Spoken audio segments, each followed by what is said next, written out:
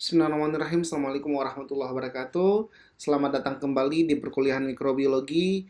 Kali ini di pertemuan keempat kita akan membahas tentang virus. Ya, suatu hal yang sangat menarik sekali ya berbicara tentang virus karena kita sedang mengalami pandemi yang diakibatkan oleh virus. Oke. Sebelum memulai kita akan kemampuan akhir yang diharapkan dalam perkuliahan kali ini tentu Anda dapat menjelaskan bagaimana sejarah penemuan dari virus ya, kenapa bagaimana karakteristik dari virus itu sendiri, ciri-ciri virus serta bagaimana proses perkembangbiakan virus. Nah, bicara tentang virus, tentu di sini kita sudah menilai sesuatu hal yang sangat negatif ya, atau dia bersifat sangat patogen gitu, karena memang secara pada prinsipnya virus memang dinyatakan sebagai suatu hal yang bersifat racun gitu. Nah, dia dapat bersifat sebagai parasit obligat tumbuh dalam sel hidup ya. Nah, ketika dia berada di luar sel tentu dia tidak bisa bertahan lebih lama gitu. Ukurannya sangat kecil sekali, 20 sampai 300 nanometer ya. Hanya dapat dilihat dengan menggunakan mikroskop elektron. Oke, kalau seandainya Anda melihat ya dalam bentuk sel ya dari suatu organisme ya, ada eukariot, ada nukleus ya, ini ada bakteri juga. Nah, virus lebih kecil dari bakteri ya. Anda bisa lihat ada rabies itu sekitar 150 nanometer, kemudian ada bakteriofago itu sekitar 95 nanometer gitu. Nano 10 pangkat minus 9 ya. Nah, ini adalah sejarah penemuan dari virus, di mana virus ini pertama kali ditemukan di akhir abad 19 yaitu 1882. Seorang ilmuwan asal Jerman atau Adolf Meyer ya, dia mempelajari penyakit pada tanaman tembakau ya. Ini asal muasalnya. Kemudian pada tahun 1892 itu Dimitri Inoski ya, di mana dia mempelajari penyakit tersebut ya, dalam sudah mengidentifikasi ya penyakit mozaik pada tembakau, kemudian dilengkapi oleh Martius Bengering ya, di mana dia melakukan riset lebih mendalam terhadap penyakit mozaik tersebut, kemudian dia menyimpulkan bahwasanya ini adalah disebabkan ada semacam agen infeksius ya, selain bakteri ya, di sini disebut dengan virus. Kemudian ilmuwan Amerika Serikat ya mengkristalkan ya, si Stanley dia mengkristalkan bentuk sel dari patogen tersebut ya, sehingga dia beri nama tobacco mosaic virus atau TMV ya. Pada hal yang bersamaan itu ada ilmuwan Frederick Loeffler ya, di mana dia menemukan ya bahwa penyakit kuku dan mulut pada binatang ternak itu disebabkan oleh virus, bukan racun. Nah, berarti kita dapat menyimpulkan apa itu virus ya, suatu makhluk hidup atau tidak gitu. Dimana kita ketahui bahwasanya virus itu hanya terdiri dari protein dan asam nukleat saja gitu. Nah, sehingga dengan bentuk sel yang seperti itu, kenapa dia sangat berbahaya sekali gitu. Kenapa dia sangat infeksius sekali ketika dia menemukan inangnya gitu. Nah, dimana akan tetapi ya virus ini akan melakukan perbanyakan diri setelah melakukan infeksi pada inang atau pada sel hidupnya. Nah, disitulah dia melakukan perkembangbiakan.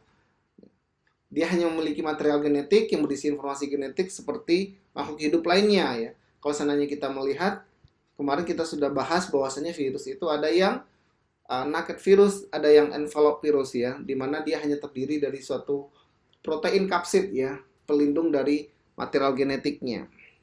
Kemudian ada spike ya, protein spike, dimana ini merupakan tempat dimana dia mengenali reseptor ya pada sel inang. Karakteristik dari virus ini, dia bersifat metaorganisme ya, diantara benda hidup dan benda mati. Bentuknya ada yang tabung, polidris bola, ada huruf T yang mempunyai bahan genetik DNA dan R atau RNA, kemudian tidak mampu bergerak dan melakukan metabolisme sendiri. Ini adalah bentuk-bentuk dari virus ya.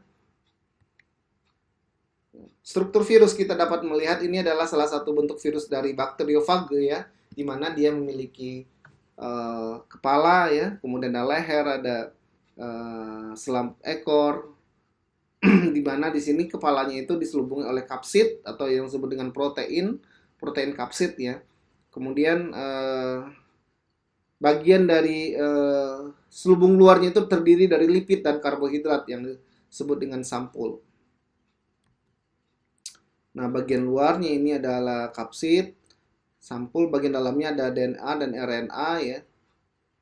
Kemudian ada beberapa enzim. Virus hanya menyerang organisme atau sel tertentu saja. Kenapa ya? Karena memang dia akan menginfeksi agar dia bisa dapat berkembang biak ya. Kemudian hanya menyerang organisme tertentu saja. Contohnya ada bakteriofag ya, hanya menyerang bakteri saja. Kemudian virus polio hanya menyerang manusia dan primata saja. Kemudian virus akan menginfeksi sel tertentu, contohnya adalah HIV, di mana dia hanya menginfeksi sel limfosit T, CD4 ya. Kemudian ada rabies virus, hanya menginfeksi sel pada sistem saraf dan otak pada hewan. Nah, kenapa virus itu sangat berbahaya sekali? Karena dia memiliki virulensi ya, atau patogenitasnya gitu, di mana dia menyerang pembatasan infeksi virus ini disebut dengan tropisme virus ya, tropisme virus atau yang dikenal dengan tropisme jaringan sel dan inang.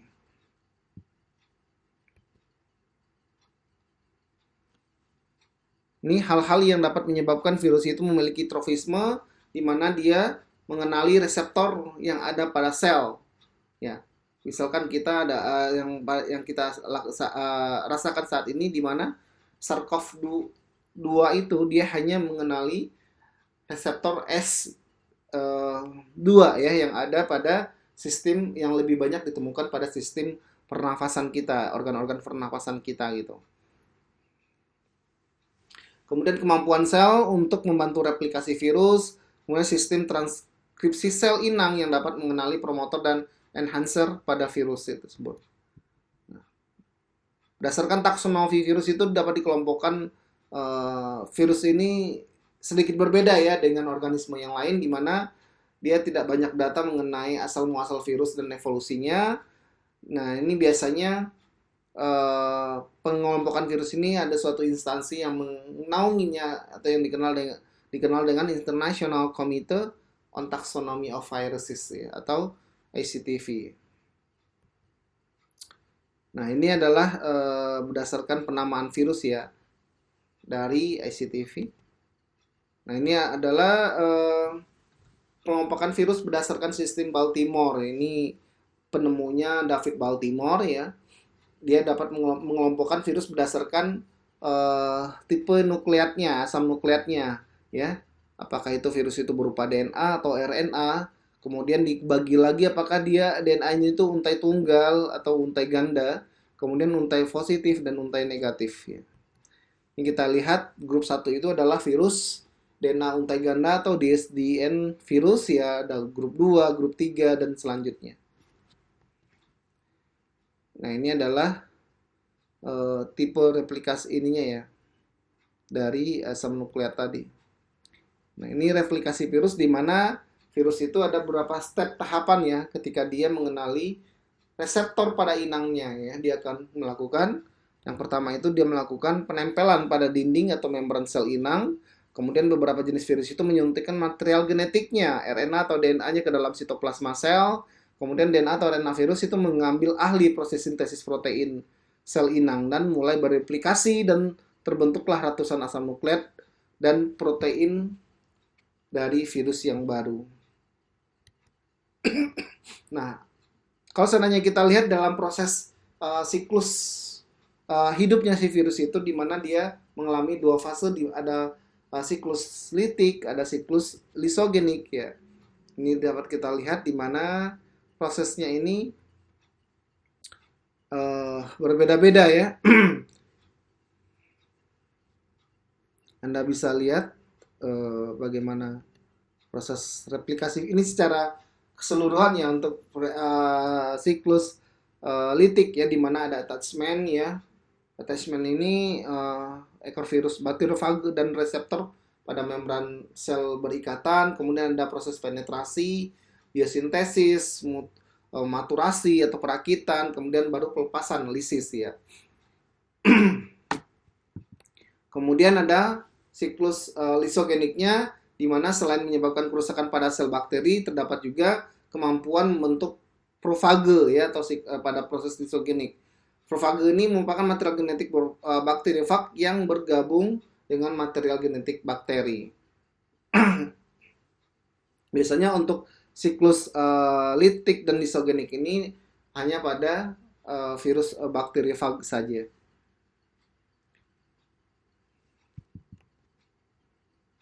Ini beberapa penyakit yang diakibatkan oleh virus. Ada human papillomavirus ya, ini biasa menyebabkan penyakit kanker serviks. Kemudian ada Herpetovirida, ini biasanya penyakit kelamin herpes simplex. Kemudian ada poliomyelitis ya. Ini biasa penyakit kelumpuhan pada saraf ya, polio. Ya. Kemudian ada coronavirus ya. Ini COVID-19 dari jenis SARS-CoV-2. Dia menyerang saluran pernapasan yang memiliki reseptor S2 ya. Kemudian ada influenza dan lain-lain. Oke, ini adalah proses penetrasi virus ke dalam sel ya. Ini adalah virus yang envelope ya, yang memiliki berselubung. Kemudian ini adalah virus yang naked ya, tidak ada selubungnya.